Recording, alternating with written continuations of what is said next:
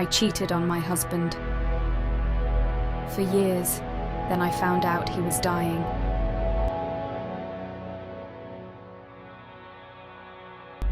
I remembered our first dance, the feel of Chris's hand, firm yet gentle, guiding me, the glint in his eye, the promise of a future, the way he'd pull me close when the music's tempo slowed, his heartbeat syncing with mine, a moment of pure, unadulterated love. In contrast, there were the covert glances with strangers, the hurried meetings in dimly lit places, and the heart-racing excitement of the forbidden. While there was passion, it lacked the depth, the warmth that only true love brings. I thought of our holidays, the spontaneous road trips, the shared jokes, the laughter. How Chris would always try something adventurous, coaxing me out of my comfort zone. Those shared adventures, the moments of pure bliss, became stark reminders of what I had risked. As Chris's health waned, his once robust frame becoming frailer, his zestful eyes now carrying a weariness, those memories became both a balm and a curse. The hospital's antiseptic smell, the monotonous beep of the machines, they became our constant, a cruel reminder of the fragility of our shared time. And through it all, there was this gnawing weight, this incessant itch, the need to confess, to lay bare my soul, to seek forgiveness. But the fear of causing him more pain, of shattering that serene image he held of us, held me back. I yearned for a sign, an omen, anything that would guide me. The paradox was stifling. The man I had wronged was the very person whose counsel I sought. At night, when he'd drift into a pain-induced sleep, I'd find solace in his warmth, letting my tears, my silent confessions, seep into the sheets. There was a particular evening Chris, in a moment of lucidity amidst his pain, spoke of love, of forgiveness. "We all have our demons," he whispered, his voice hoarse. "The strength lies in confronting them, not letting them define us."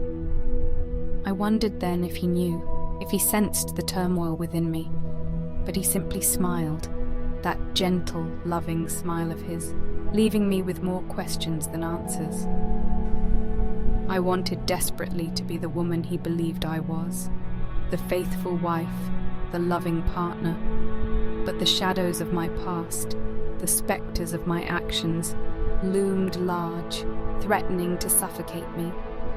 As the days merged into nights, and hope seemed an elusive dream, I clung to our shared memories, using them as a shield against my overwhelming guilt. The juxtaposition of Chris's unwavering love and my betrayals became my own private purgatory. The pain of love, they say, is the sharpest, and in that moment, truer words had never been spoken. One of the most insidious things about watching someone you love slip away is the overwhelming stillness. The room seems so silent, even with the quiet rhythm of the heart monitor. Chris, once so vivacious, was reduced to this quiet existence. One evening, as the sun's last rays painted the hospital room in hues of gold, Chris beckoned me closer, his frail hand reaching out. The warmth was still there, though diminished. He looked into my eyes, and for a moment, it felt like the world had paused. He whispered with so much effort, "Sandra, my love, do you remember the night we sat on that hilltop watching the stars?" And I did. How could I forget? A night where it was just the two of us, the world forgotten, lost in each other. He smiled, the effort evident. "You know, in all our years, that's the memory I cherish most. The silence, the beauty, you by my side. I've loved you every single day since then, and I'll continue to, no matter where I am." And as he spoke, my heart felt like it was shattering, fragment by fragment. The weight of my betrayals, the lies, the secrets, they all threatened to spill out. But Chris, in his characteristic manner, simply held me closer, reassuring me even as he grappled with his own mortality. I'd lay beside him, holding his hand, listening to his labored breaths. There were moments when he'd drift off into a dream, a smile playing on his lips. I'd often wonder what he dreamt of us, of a life we could have had. Chris had this uncanny ability to love unconditionally, even in those moments when I felt utterly unworthy.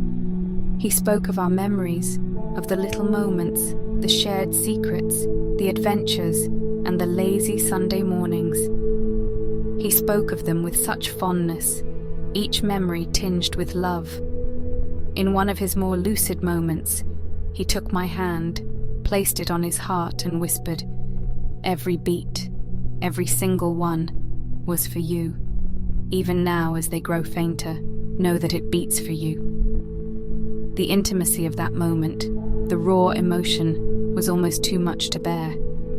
He never knew my transgressions, the depth of my betrayals. And as he reminisced, I felt both blessed and cursed. Blessed to have been loved so deeply, cursed by the shadows of my choices. Chris passed away one silent night, with me by his side. There were no dramatic goodbyes, just a peaceful transition. As I held him, his last breath warm against my cheek, the weight of my actions bore down on me. In his absence, the room felt colder, emptier.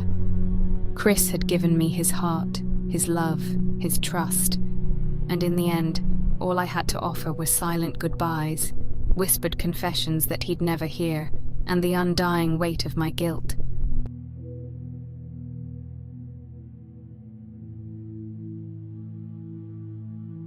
This is chapter 5 of a 6-part short story. The next chapter is the final chapter, chapter 6. If you like this chapter and would like to hear the other 5 chapters, or more stories of love, betrayal, cheating, and candid confessions like this one, please make sure you subscribe to the Romance Diaries on YouTube.